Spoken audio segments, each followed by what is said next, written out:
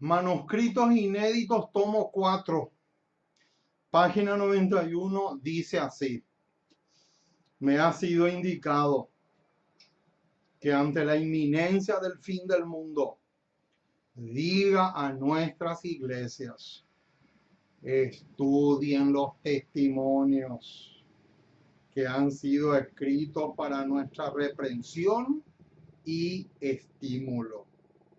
El pueblo de Dios será hallado culpable de rechazar la luz si no estudia estos mensajes que de continuo le están siendo enviados. Obedezcan las instrucciones, sigan la luz. El Señor está molesto con su pueblo debido a que en el pasado no ha obedecido sus instrucciones ni tampoco seguido sus indicaciones. Con estas palabras de la inspiración, le damos la más cordial de todas, pero de todas las bienvenidas a todos los hispanoparlantes, a todos los hermanos y hermanas esparcidos por todo el continente y, ¿por qué no?, por el mundo. Somos el ministerio, una voz que clama en el desierto. Ese es nuestro nombre oficial en las redes. Así, de esa forma, nos pueden localizar.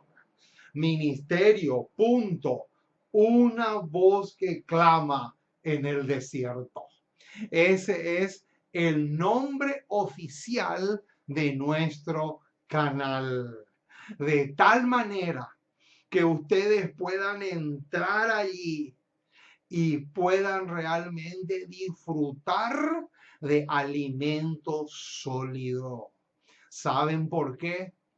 Porque una de las cosas más tristes que existe en este mundo es verle a una persona desnutrida. Pero la desnutrición más terrible es la desnutrición espiritual. Esa es una tragedia gigantesca. Por esa razón, justamente por esa razón, te animo para que acudas a nuestro restaurante espiritual. ¿Sabes por qué? Porque con el tema de hoy ya sumamos 258 temas donde tú te puedes alimentar como Dios manda. Así como suena, mi estimado. Tú te puedes nutrir. Tú puedes tener la misma, pero la mismísima musculatura espiritual que tenía Sansón. Claro, Sansón tenía en el sentido físico, pero nosotros la que buscamos es la misma, pero en el sentido espiritual. Así como suena, mi estimadísimo hermano. Una alegría enorme poder llegar nuevamente a sus hogares. Nos sentimos demasiado dichosos porque tenemos la oportunidad de darle a la trompeta el sonido certero. Oh, mis amados, qué hermoso es ser un atalaya, pero de la clase que aparece en Ezequiel capítulo 33. Ese es el único atalaya que puede llevar el visto bueno del cielo. Por lo tanto, nos gozamos y mucho en ese sentido. Oh, mis amados, qué hermoso. El apóstol Pablo, cuando le escribe a los corintios, les dice así: pero tenemos este tesoro en vasos de barro, para que la excelencia del poder sea de Dios y no de nosotros. Hoy vamos a compartir con ustedes una porción más de ese enorme y gigantesco tesoro espiritual que es la palabra autorizada de nuestro Dios. Vamos a tener la dicha de poder enriquecerles espiritualmente hablando, porque no existe ni va a existir jamás mayor dicha, mayor riqueza que la riqueza que sale de los labios del Divino Maestro. Qué hermoso privilegio.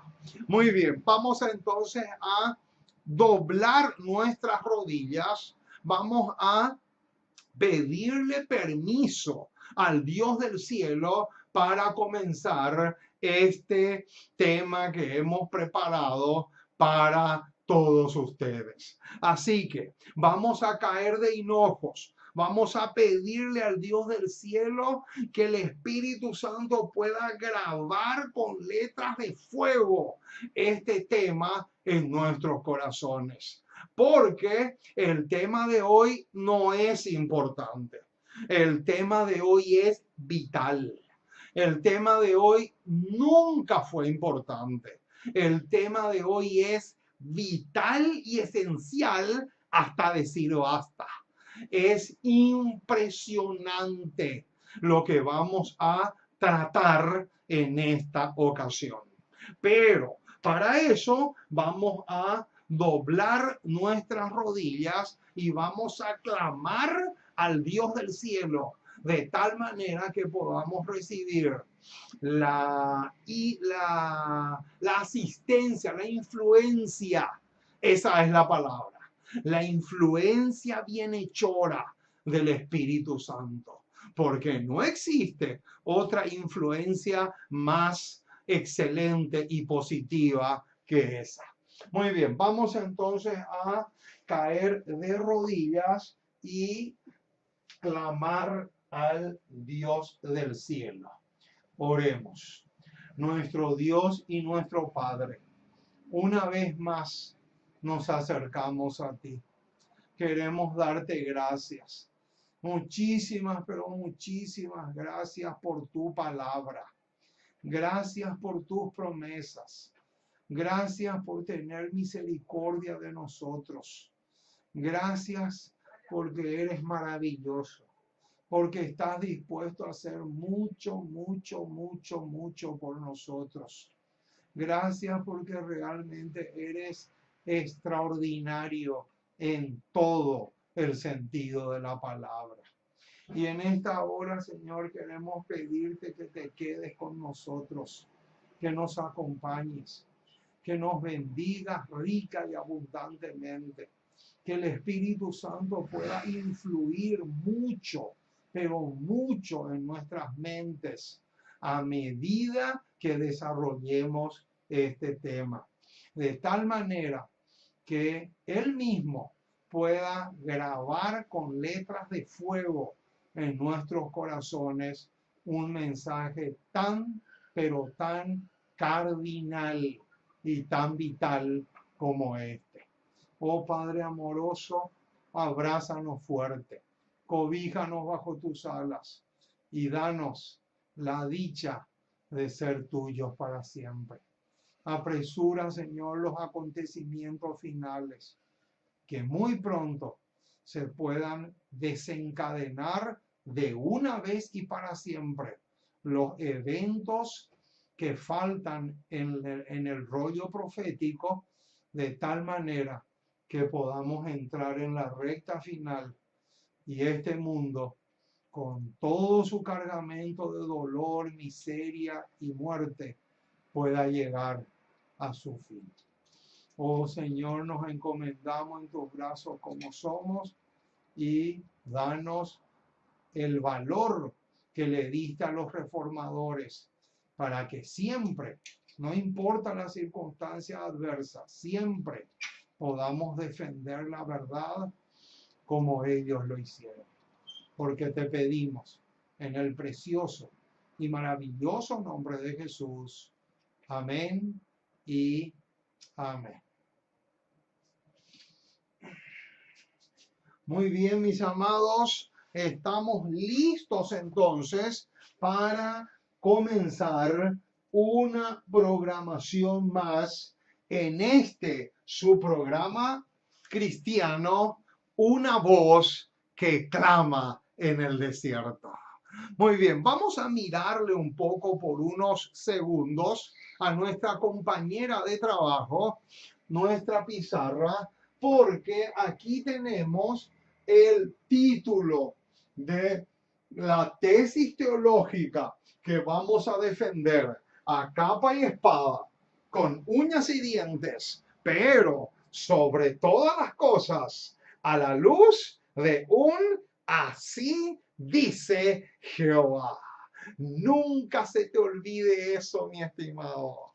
Cuando tú tengas que defender una tesis teológica, lo tienes que hacer a la luz de lo que está escrito en la revelación divina humana, porque eso es la palabra del Señor. Muy bien, ¿qué dice acá? El título del tema es de todas nuestras creencias. ¿Cuál es la vida de la iglesia? Qué tremendo tema, mis amados. Hoy les aseguro que hoy van a escuchar un tema por primera vez en su vida. Saben, hermanos, grábense, pero con letras de fuego lo que les voy a decir. Este tema no es importante. Este tema es vital. Ya les dije y les vuelvo a recalcar. Y lo hago a propósito porque la repetición es la madre de las enseñanzas. Así como suena. Hoy vamos a ver de todas nuestras creencias, ¿cuál de ellas es la vida de la iglesia?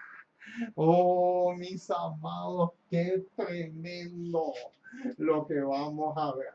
Noten, les voy a mostrar un libro, la tapa nomás, de un libro muy famoso, muy conocido a nivel mundial en la Iglesia Adventista del Séptimo Día.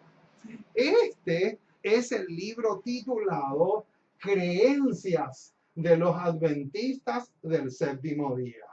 Aquí aparece todas las creencias de la Iglesia Adventista del Séptimo Día. Pero acá viene la bomba. Acá viene el bombazo. Acá viene el misil. Agárrense porque esto es impresionante. En ese libro que les acabo de mostrar, no aparece el tema de hoy. No aparece. Así de sencillo. Se olvidaron. Se les escapó. No sé qué les habrá pasado, pero se les escapó de las manos. Se les escapó por completo. Esta debería ser la creencia número 1. Esta debería ser la creencia fundamental. ¿Saben por qué? Porque sin esto, todo lo que está en ese libro no sirve para nada. Así como suena, mi estimado. Es realmente tremendo. Por eso, justamente por eso, vale la pena que lo estudiemos a profundidad. Y eso es lo que vamos a hacer en esta ocasión. Muy bien, vamos a comenzar poniendo nuestro texto clave, nuestro texto de cabecera. El texto clave, pero clave, que tenemos para hoy es Mateo capítulo 18. Mateo capítulo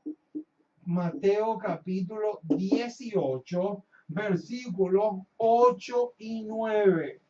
Mateo capítulo 18, versículos 8 y 9. Vamos a buscar en nuestras Biblias este pasaje porque este pasaje es prácticamente no solamente un trampolín que nos ayuda a zambullirnos en aguas profundas, sino también el pivot de todo el tema de esta ocasión. Es la columna vertebral de lo que vamos a analizar y a estudiar juntos en esta ocasión. Mateo 18, versículos 8 y 9. Noten lo que dice, mis amados. El versículo 8 dice así: por tanto, si tu mano o tu pie te es ocasión de caer, córtalo y échalo de ti. Mejor te es entrar en la vida cojo o manco que teniendo dos manos o dos pies ser echados en el fuego eterno. Versículo 9. Y si tu ojo te es ocasión de caer, sácalo y échalo de ti. Mejor te es entrar con un solo ojo en la vida que teniendo dos ojos ser echados en el infierno de fuego. Oh, mis amados, qué tremendo pasaje es lo que tenemos acá. Qué impresionante es la advertencia que el Señor Jesús nos hace en estos dos pasajes. Ahora surge la pregunta: ¿eso es literal o simbólico? Esa es la pregunta que surge. La primera vez, yo me acuerdo, la primera vez en mi vida que yo leí este versículo, automáticamente yo pensé que se estaba refiriendo en forma literal, que estaba hablando de los ojos literales y las manos literales. Eso es lo primero que pensé la primera vez en mi vida que leí ese pasaje hace, yo les hablo de casi 30 o más años atrás. Pero luego, investigando, leyendo, estudiando, profundizando, no solamente se me aclaró más el panorama, sino que también pude armar un tema entero sobre estos dos pasajes en cuestión. Entonces, lo primero que vamos a hacer ahora es comparar este pasaje con Mateo también, pero esta vez el capítulo 5, versículo 29 y 30. Entonces, vamos a ir hasta allá un momentito. Mateo capítulo 5, ahí en el famoso Sermón del Monte, Mateo capítulo 5, versículos 29 y 30. Dice así: por tanto, si tu ojo derecho te es ocasión de caer, sácalo y échalo de ti. Pues mejor te es que se pierda uno de tus miembros y no que todo tu cuerpo sea echado al infierno. Y si tu mano derecha te es ocasión de caer, córtala y échala de ti. Pues mejor te es que se pierda uno de tus miembros y no que todo tu cuerpo sea echado al infierno. O sea, acá tenemos prácticamente casi lo mismo que en los versículos 8 y 9 de Mateo 18. Pero ahora surge la pregunta: ¿con qué versículos podemos demostrar que esto no es literal, sino simbólico? Cuando Jesús usa la ilustración de la mano o del ojo, es a manera de ilustración. No está diciendo que tenemos que cortarnos la mano como hacen en China, que cuando le descubren a alguien que roba, le cortan la mano para que nunca más haga eso. No, no se está refiriendo a un miembro literal del cuerpo. No se puede referir a un miembro literal del cuerpo.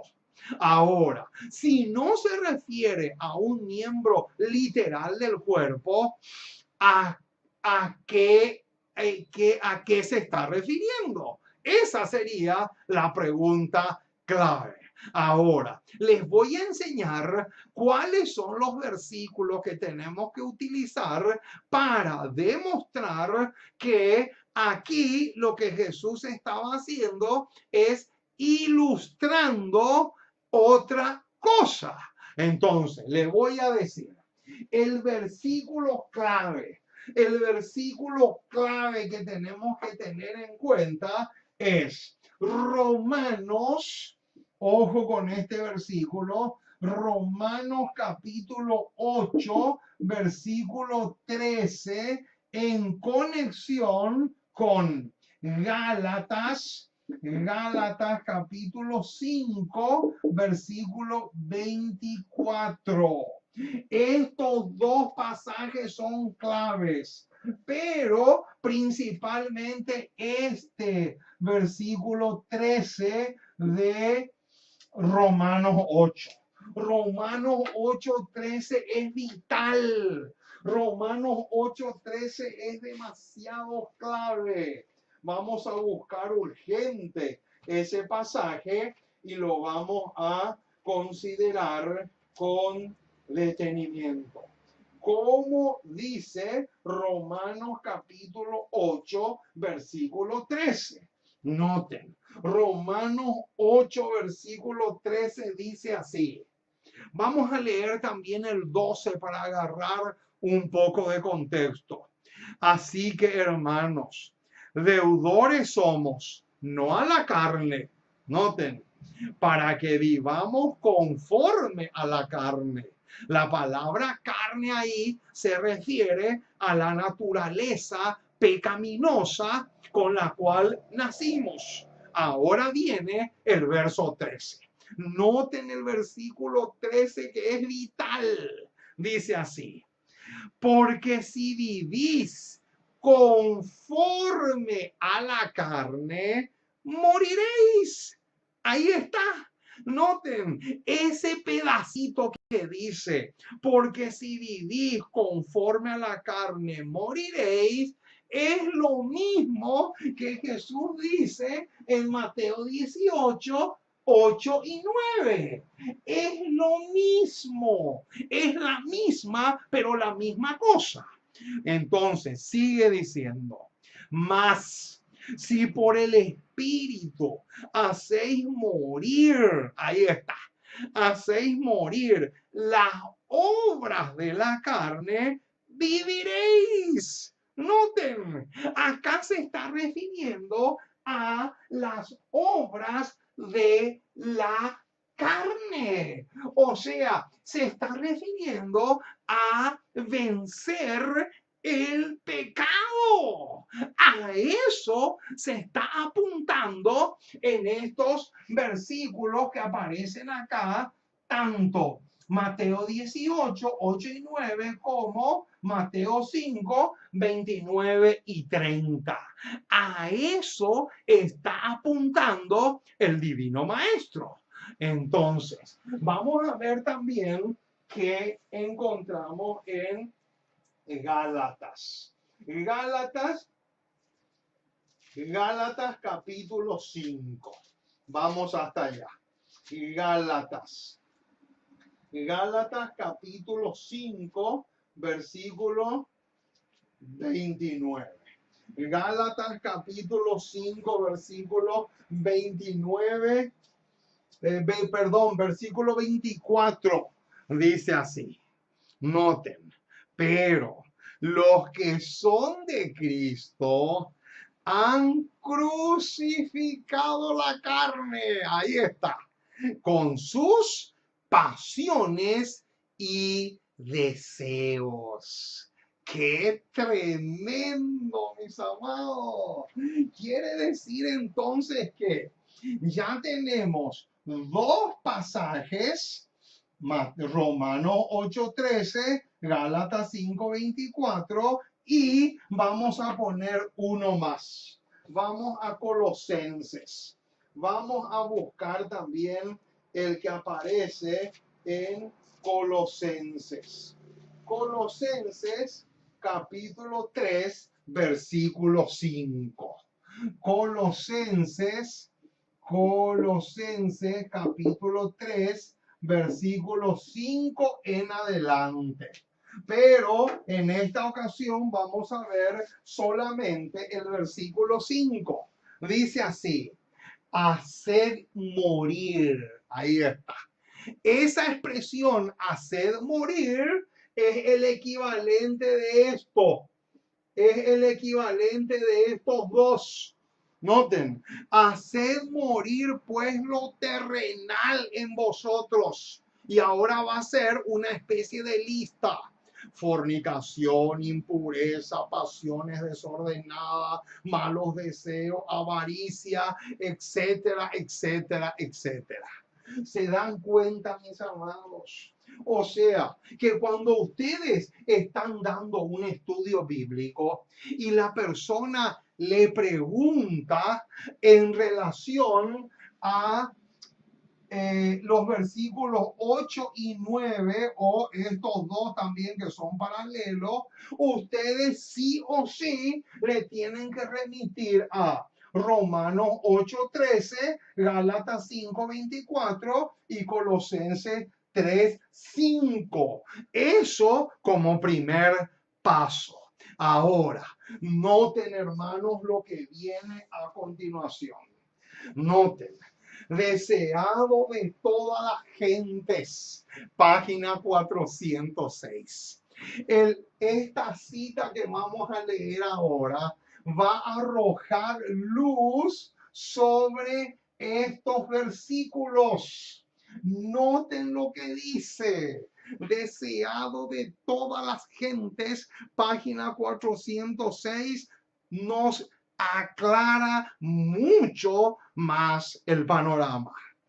Si para salvar el cuerpo de la muerte, noten, debiera cortarse el pie o la mano, ahora viene el bombazo, mis amados. Ahora viene la tremenda y suculenta advertencia. Dice: cuánto más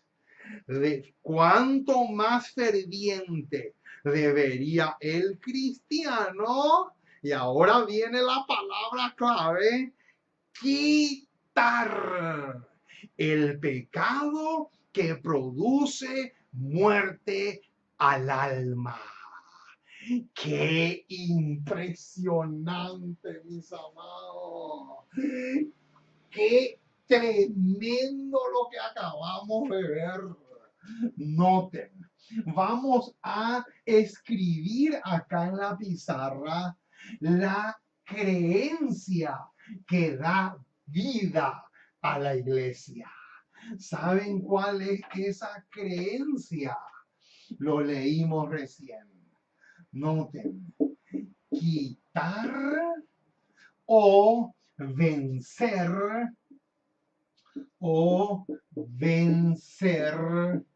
el pecado. Ahí está.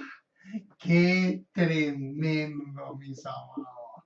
Acá está la enseñanza o la creencia que da vida a la iglesia. Qué impresionante, mis amados, si pudiéramos entender lo que estamos diciendo. ¿Cuál es de todas nuestras creencias? ¿Cuál es la vida de la iglesia? La vida de la iglesia es esta: quitar el pecado de tu vida. Saben, hermanos, no sirve de nada, absolutamente de nada.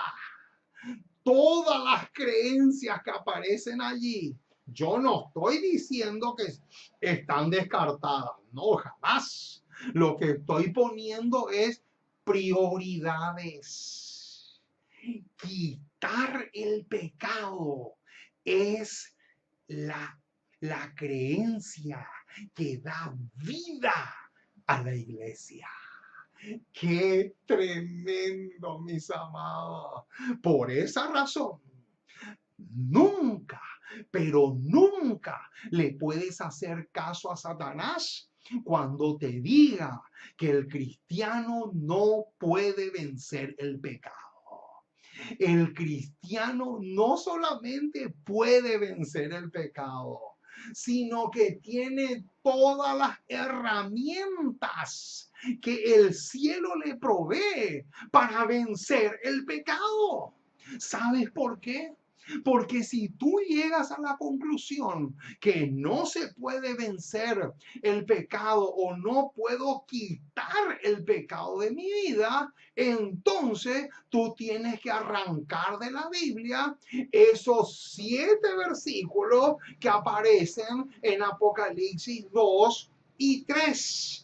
Porque en Apocalipsis 2 y 3, cada vez que termina de hablar de una de las iglesias, dice: al que venciere, al que venciere. 7 veces repite lo mismo. Entonces, si no se puede vencer o si no se puede quitar el pecado de mi vida, entonces estamos obligados a arrancar del Apocalipsis esos 7 versículos que hablan de que el cristiano está llamado para vencer o quitar el pecado de su vida. ¡Qué impresionante lo que estamos diciendo! Ahora, otra pregunta importantísima que tenemos que hacernos es, noten, Primera de Juan, vamos a ver, antes de hacernos la pregunta, Primera de Juan capítulo 3, versículo 3 al 5. Vamos a leer este pasaje. Primera de Juan capítulo 3, versículo 3 al 5. Primera de Juan, capítulo 3. Primera de Juan, capítulo 3, versículo 3 al 5. ¡Qué hermosura es lo que vamos a ver ahora! Noten. Primera de Juan, capítulo 3, versículo 3 en adelante, es clave y calza a la perfección con este tema. Noten, y todo aquel que tiene esta esperanza en él se purifica a sí mismo, así como Él es puro. Y ahora viene, todo aquel que comete pecado infringe también la ley, pues el pecado es infracción de la ley. Y ahora viene, noten el versículo 5. Y sabéis que Él apareció, noten el detalle que viene ahora porque es vital. ¿Para qué? Para quitar nuestros pecados. Y no hay pecado en Él. ¡Qué tremendo, mis amados! Ahora, ¿será que está en el espíritu de profecía que de todas nuestras creencias, esta es la vida de la iglesia? La respuesta es un sí rotundo. Noten, se viene la declaración bombástica. Esta es una bomba atómica, mis amados. Testimonios para los ministros, página 93. Subrayen a muerte, pero a muerte subrayen esta declaración porque es de vida o muerte. Es demasiado vital. Dice así: Cristo quitará todo pecado reconocido delante de Dios con corazón contrito. ¿Qué dice? Noten, díganme si esta declaración no arroja luz sobre Primera de Juan 3, verso 5. Porque acá dice que Cristo quitará todo, pero todo pecado reconocido delante de Dios con corazón contrito. Y ahora viene la bomba. Esta creencia es la vida de la iglesia. ¡Qué fantástico! ¡Qué extraordinario! ¡Qué glorioso, mis amados! Noten lo que dice. ¿Qué es entonces la vida de la iglesia? ¿En qué consiste entonces la vida de la iglesia? ¿Cuándo es que una iglesia está viva? ¿Cuándo es que una iglesia está 100% radiante y viva? Acá está. Subrayen esto. Subrayen esto a muerte. Subrayen esto, pero de una manera tremenda. Cristo anhela quitar el pecado de nuestras vidas. ¡Qué tremendo detalle tenemos acá! Ahora ya saben, porque les corroboré, les acabo de comprobar cuál es de todas nuestras creencias, cuál es la vida de la iglesia. Entonces, después de escuchar este tema, nunca más, pero nunca más, ni en broma, te puedes dar el lujo, entre comillas, de decir, yo no puedo vencer. Yo no puedo vencer mi carácter. Yo no puedo vencer el pecado que me asedia. Nunca, pero nunca más, ni siquiera en sueño, vas a poder decir que tú no puedes quitar. Tú no puedes dejarle que el Espíritu Santo arranque ese pecado de tu vida. ¿Por qué? Porque si tú dices eso, quiere decir que estás muerto. ¿Por qué? Porque ¿cuál es la vida de la iglesia? La vida de la iglesia es esto o esto. Noten, estos dos son sinónimos para esto. mucho ojo, mi estimado. Ni en broma te puedes dar el lujo de decir que un cristiano no puede quitar el pecado de su vida. Noten otro detalle interesante que viene a continuación. ¿Qué relación tiene este tema con la actitud que tenían los judíos durante la fiesta de la Pascua? Noten un poco lo que vamos a ver ahora. Esta declaración que vamos a considerar a continuación tiene mucho, pero mucho que ver con este tema. Esta declaración se encuentra en Palabras de Vida del Gran Maestro, página 68, y dice así: entre los judíos, la levadura, ojo, noten ese detalle, se usaba a veces como símbolo del pecado. Al tiempo de la Pascua, el pueblo era inducido a quitar toda levadura de su casa, así como debía quitar el pecado del corazón. ¡Qué impresionante! ¿Qué dice? O sea que lo mismo que sucedía en la Pascua con los judíos, que debían quitar toda levadura de sus casas, así también el cristiano debe quitar el pecado de su mente, de su corazón. Noten, ¿a qué versículo nos lleva esto? Primera de Corintios capítulo 5. Primera de Corintios capítulo 5, versículo 7.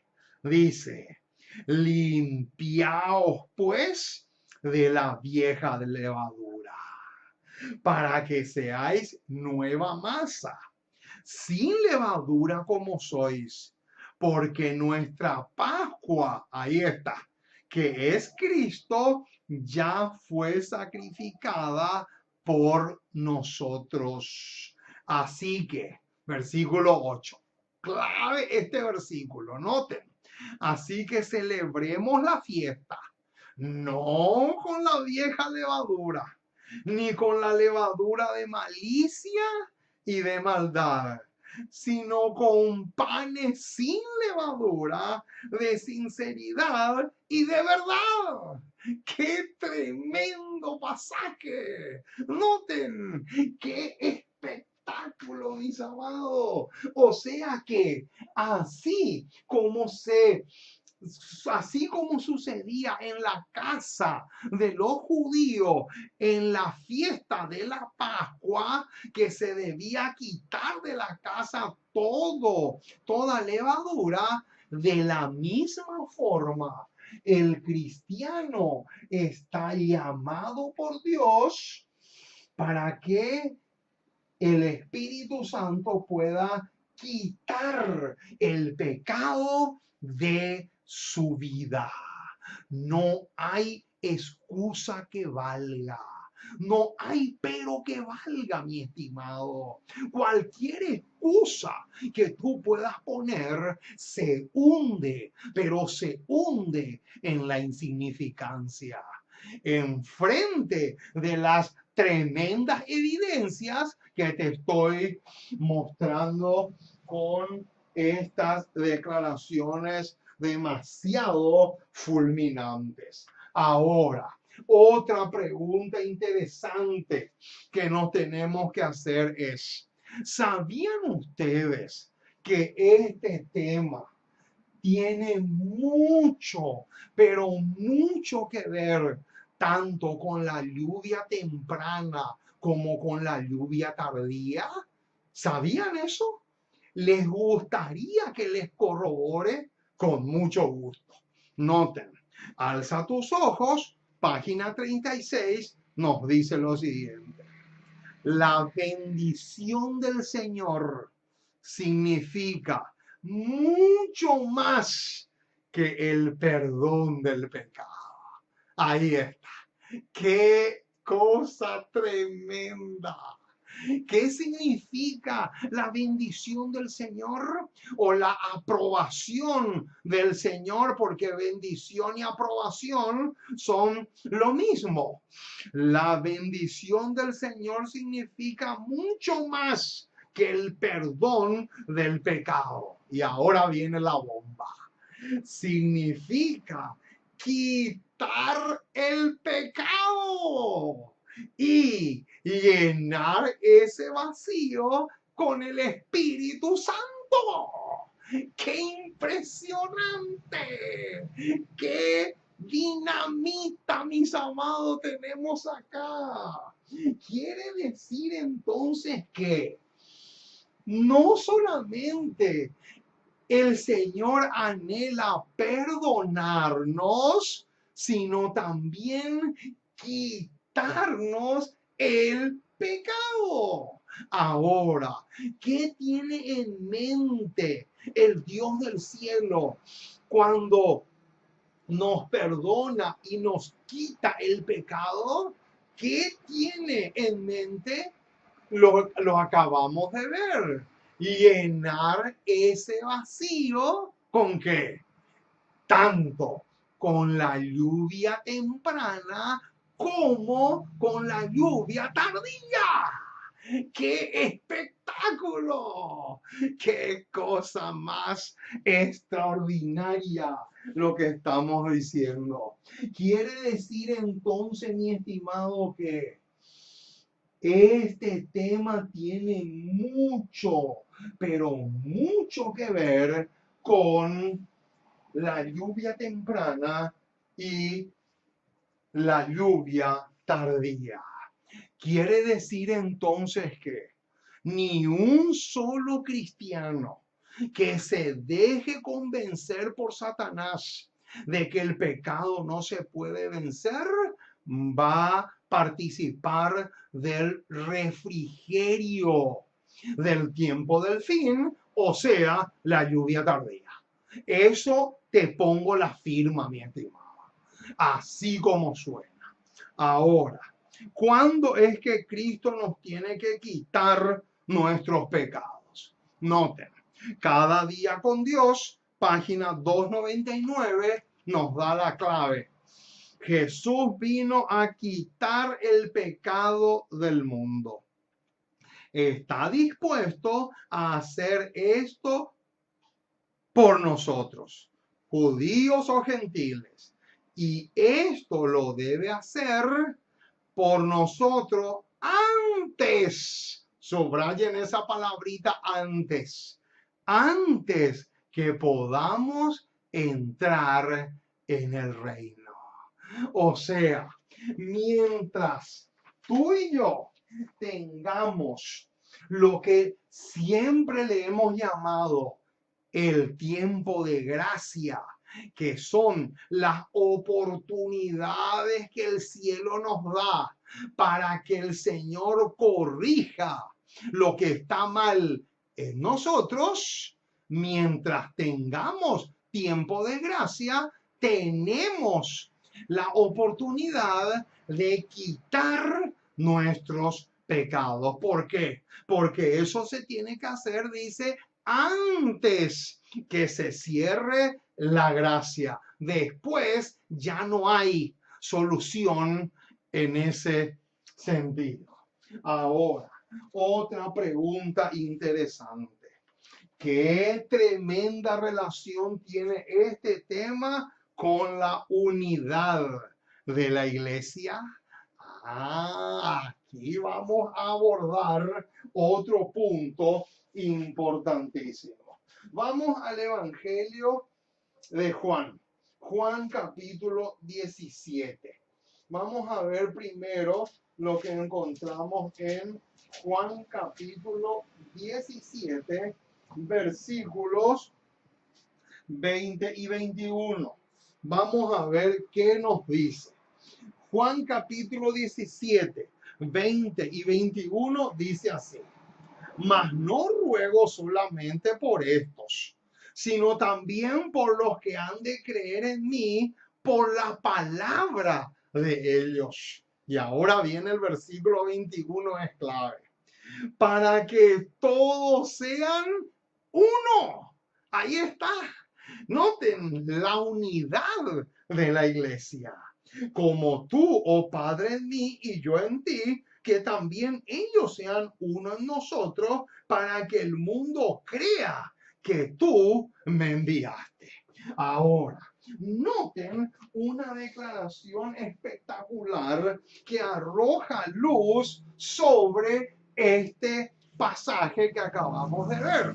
Se encuentra en Hijos e Hijas de Dios, página 288, una matutina bastante antigua, pero que tiene raudales impresionantes de luz para el pueblo de Dios. Dice así esta declaración: esta unidad, noten, está comentando Juan 17, 20 y 21, y dice: esta unidad es para el mundo la prueba más convincente. Y acá viene un tremendo bombazo, hermano. Noten, esta unidad es para el mundo la prueba. ¿La prueba de qué? Noten, la prueba más convincente del poder de Cristo para quitar el pecado. ¡Qué espectáculo, mis amados! Noten, ¿de qué depende la unidad de la iglesia?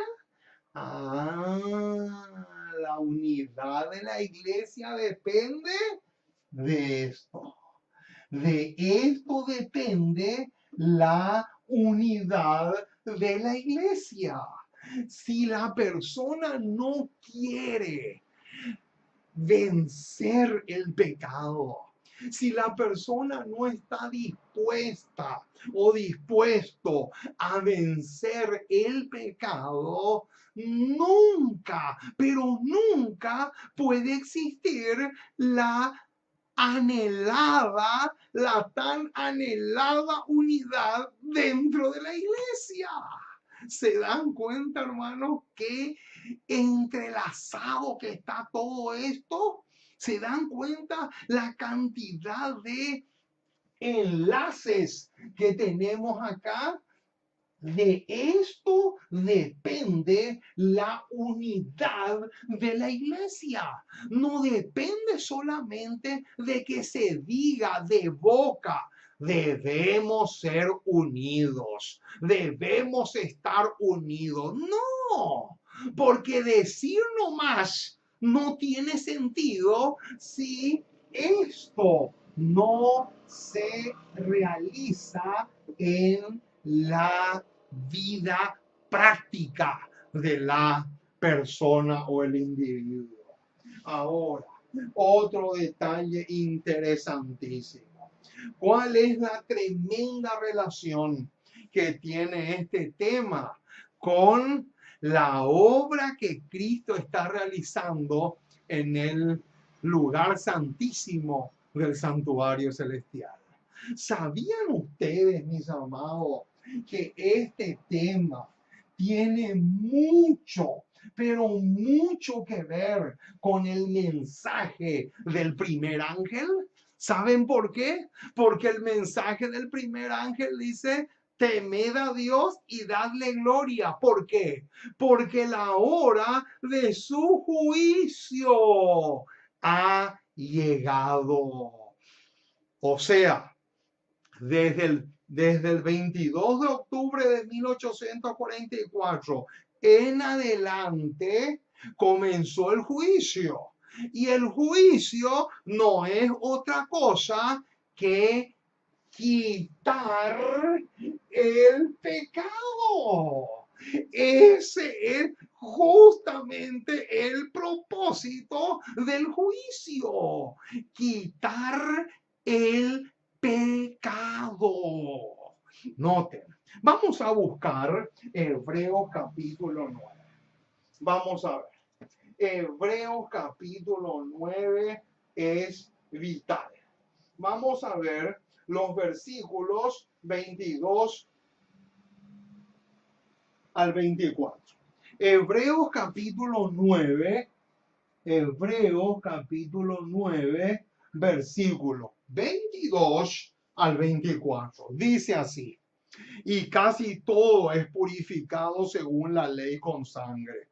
Y sin derramamiento de sangre no se hace remisión. Versículo 23.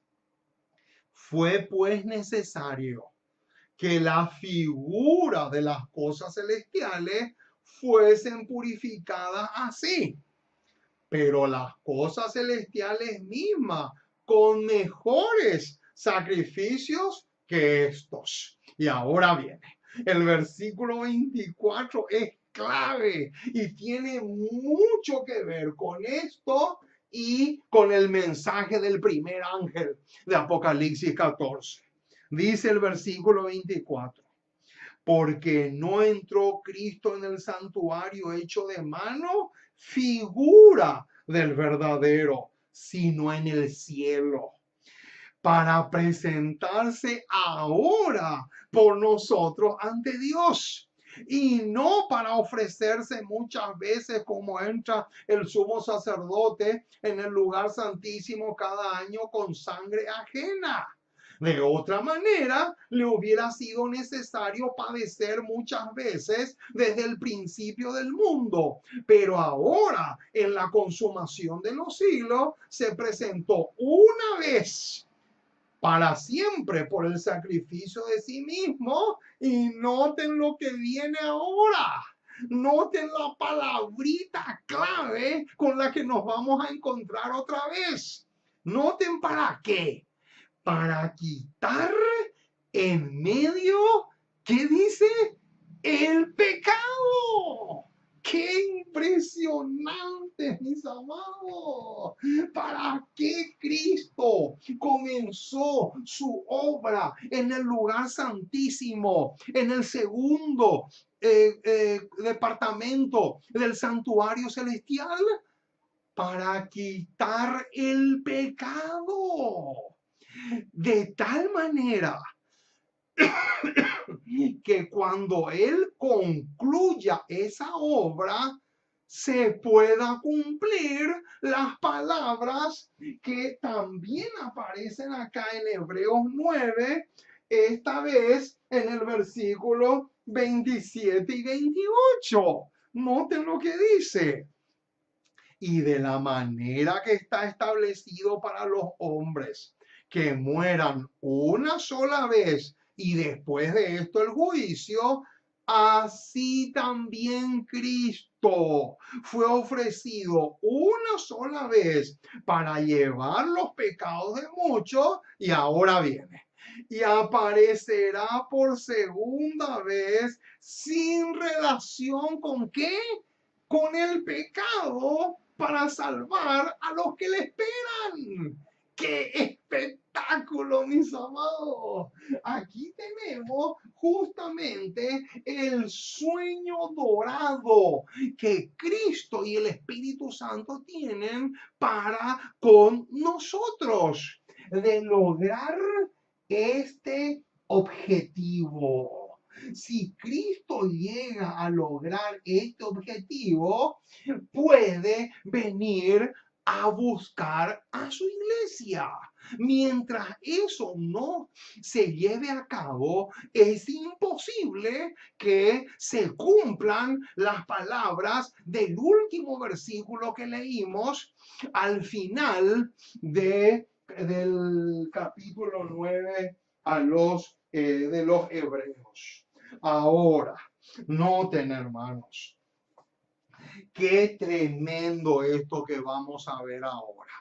Lo que recién leímos tiene mucho, pero mucho que ver con esto que vamos a ver a continuación. Noten, Conflicto de los siglos, página 470. Conflicto de los siglos, página 470. Noten, en ambos servicios, el típico y el real, la purificación debe efectuarse con sangre. En aquel, con sangre de animal, o sea, en el santuario terrenal, lógico, era con sangre de animales. En este, o sea, en el santuario celestial, con la sangre de Cristo. Pablo dice que la razón por la cual esta purificación debe hacerse con sangre es porque sin derramamiento de sangre no hay remisión, o sea, perdón. Remisión y perdón es lo mismo. Y ahora viene la remisión, o sea, el acto de Cristo de quitar los pecados es la obra que debe realizarse. Noten, mis amados, qué espectáculo. ¿Cuál es entonces la obra que Cristo está realizando ahora? La obra de quitar el pecado. Qué tremendo, mis amados, lo que estamos diciendo. Ahora, otra cosa interesante. ¿Qué va a pasar finalmente con los pecados que no hayan sido quitados o abandonados por el cristiano? Qué linda pregunta, ¿eh? Noten, Conflicto de los siglos, otra vez, página 540, arroja luz sobre esta pregunta. Los pecados que no hayan inspirado arrepentimiento y que no hayan sido abandonados, no serán perdonados,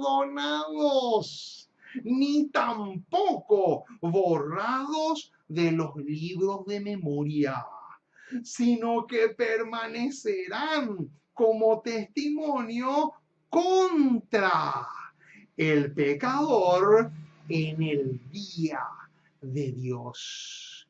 ¡Qué tremenda declaración, mis amados! Quiere decir entonces que si no vencemos, si no arrancamos, si no quitamos el pecado de nuestras vidas, automáticamente eso pasa a escribirse en el libro de las memorias. Y eso va a testificar en contra del cristiano. Qué impresionante, mis amados, lo que estamos diciendo. Pero así lo dice y así es. ¿Qué esperaba Satanás para realizar en aquel que no quita el pecado de su vida? Tremenda pregunta. Exaltada Jesús, página 137. Escucha bien, mis amados, esta es una cita tremenda. No eliminar algún pecado significa acariciar un enemigo que solo espera un momento de descuido para causar nuestra ruina eterna. ¡Qué impresionante, mis amados! ¿Qué es lo que Satanás espera de aquellos que dicen, no, no se puede vencer? Aquellos que ponen excusa, aquellos que dicen, pero yo no puedo. ¿Cómo vas a decir yo no puedo si resulta que el Señor te ha dado todas las herramientas? Ahora, que la persona no quiera usar las herramientas, eso ya no es culpa del Señor de los ejércitos.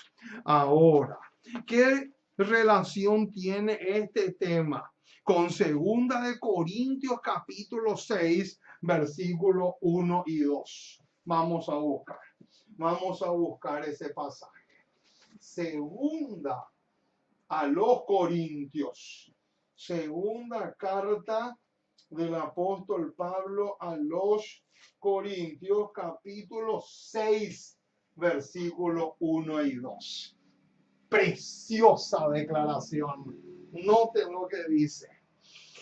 Así pues, nosotros, como colaboradores suyos, os exhortamos también a que no recibáis en vano la gracia de Dios. Y ahora bien, este versículo 2 es súper clave, porque dice: en tiempo aceptable te he oído, y en día de salvación te he socorrido. Ahora, ¿qué tiene que ver esto con este tema? Noten, alza tus ojos, página 371, nos va a ampliar un poco el panorama. Estamos ahora, noten, en el taller del Señor. ¿Cómo? ¿En qué estamos? En el taller del Señor. ¿Cuál taller? ¿Acaso el Señor tiene un taller? ¿Cómo? ¿De qué taller estamos hablando? Seguimos.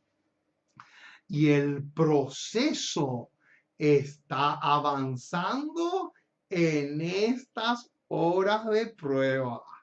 ¿Qué proceso? Seguimos. A fin de hacernos idóneos para el templo celestial. Y ahora viene una tremenda advertencia. No podemos ser indiferentes. Subrayen esa palabrita indiferente tiene un peso gigantesco. No podemos ser indiferentes y descuidados y rehusar separarnos del pecado. ¿Por qué es que muchos van a llegar a la conclusión de que el pecado no se puede vencer? Vamos a anotar acá. Acá está. Indiferencia. Noten. No podemos caer en la indiferencia. Ser indiferente a la luz. Aparte de eso tenemos, aparte de indiferentes, tenemos descuidados. Ahí está. No podemos ser indiferentes a la luz o descuidar las oportunidades que el cielo nos da. Por eso es que el versículo 2 dice: en tiempo aceptable te he oído y en día de salvación te he socorrido. Pero si la persona se hunde en esto o se hunde en esto, el Señor no le puede obligar a salvarse. Así como suena.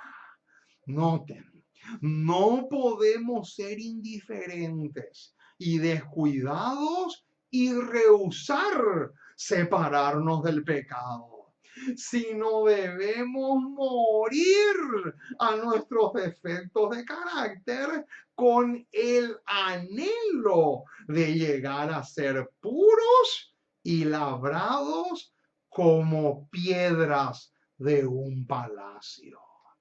¡Qué espectáculo, mis amados!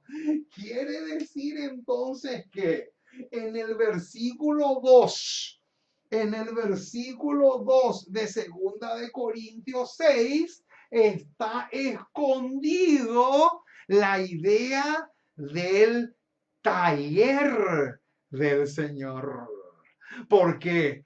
Porque dentro de ese taller el Señor tiene que esculpir las piedras que van a llevar para ocupar su lugar en el cielo.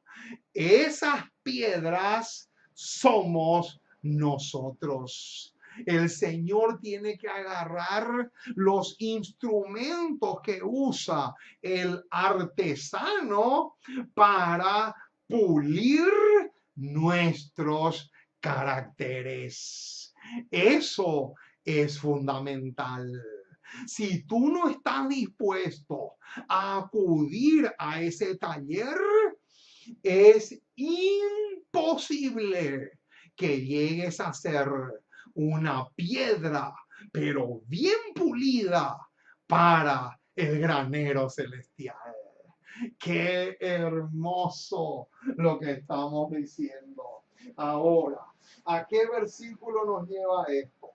Vamos a buscar. Salmos 144.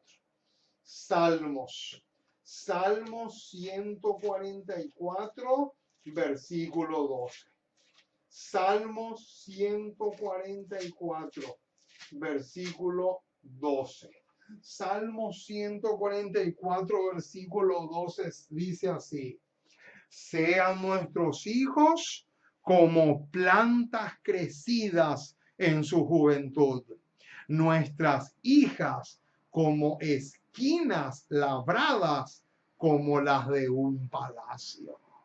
¡Qué hermosura es lo que estamos diciendo! Ahora, ¿qué otro versículo tiene que ver con este tema? Noten, vamos a solucionar un problema a continuación. Pero antes de eso vamos a leer Juan 1:29, un versículo muy conocido, pero que nos va a ocasionar un problema. Noten lo que dice Juan capítulo 1, versículo 29. Dice así: el siguiente día vio Juan a Jesús que venía a él y dijo: he aquí el Cordero de Dios. Y ahora viene la palabrita que hoy flotó mucho en este tema, que quita el pecado del mundo. ¿Qué dice acá Juan, inspirado por el Señor? Acá dice que Jesús vino para quitar el pecado del mundo. Pero ahora nos encontramos con un problema enorme. ¿Saben cuál es? Noten: deseado de todas las gentes. Página 431. ¿Saben qué nos dice esto? En el deseado de toda la gente, página 431, dice: la expulsión del pecado es obra del alma misma. ¿Cómo? Entonces, acá tenemos un problema. ¿Quién es el que quita el pecado? ¿Es Cristo o es la persona? ¿Saben, hermanos, cuál es la respuesta? Sencilla es la respuesta. ¿Saben cuál es? Los dos. Y te voy a explicar por qué los dos. ¿Saben cuál es? Nosotros debemos quitar el pecado de nuestras vidas para que Cristo pueda quitar del santuario celestial. Ahí está. Entonces no hay ninguna contradicción, porque los dos tienen que quitar el pecado. ¿Sabes una cosa? Lo más triste va a ser que Cristo no va a poder quitar el pecado allá arriba si yo no quito el pecado de mi mente o de mi corazón. O sea, Cristo no va a quitar ningún pecado del santuario celestial sin antes que la persona quite el pecado de su vida. Ahí está. Ese es el punto clave. Ahora, la pregunta del $1.000.000. ¿Estás tú dispuesto a quitar el pecado de tu vida? Esa es la pregunta del millón. Necesitamos acudir a la fuente de vida eterna. Cristo es el único que puede lograr eso, claro, siempre y cuando yo no caiga en ninguno de estos dos, en ninguna de estas dos desgracias.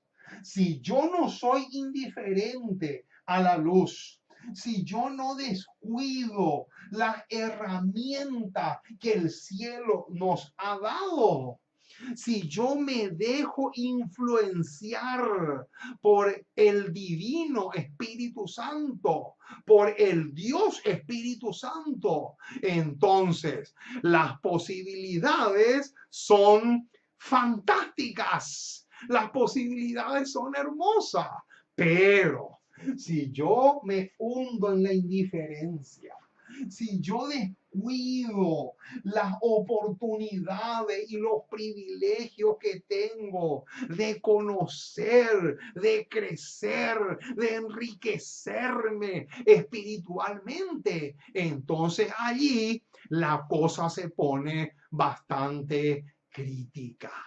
Así que, mi estimado, que Dios te bendiga rica y abundantemente. Y vamos a orar para terminar esta programación y vamos a pedirle una vez más. Ya lo hicimos al comienzo, pero en esta ocasión vamos a pedirle nuevamente al Señor que Él influya mucho, pero mucho en nuestros corazones, de tal manera que este tema lo podamos vivir a cabalidad. ¿Por qué? Porque ahora ya saben de todas nuestras creencias cuál es la que da vida a la iglesia. Es esta: quitar el pecado de nuestras vidas. Vamos a orar. Vamos a pedirle al Dios del cielo que pueda obrar esa transformación en nosotros. Oremos. Nuestro Dios y nuestro Padre, una vez más nos acercamos a ti. Queremos darte gracias. Muchísimas, pero muchísimas gracias por tu palabra. Gracias por tus promesas. Gracias por tener misericordia de nosotros, porque realmente eres bueno, maravilloso. Quiero agradecerte, Señor, por la llamada que hace como 1 hora y media más o menos recibí de una persona que vio la propaganda que le dejé en su vehículo y que me dijo que quería leer El conflicto de los siglos. Oh Señor, oramos por esta persona. Si me llamó es porque el Espíritu Santo está trabajando en su vida. Oh Señor, queremos orar por él. Y no solamente por él, sino también por todos los que te buscan de veras y de todo corazón. De tal manera que el Espíritu Santo pueda obrar y llegar a obtener preciosos y hermosos triunfos en sus vidas. Oh Señor, que podamos recibir tu espíritu en nosotros, que el Espíritu Santo pueda influir mucho, pero mucho en nuestros corazones. Te necesitamos enormemente.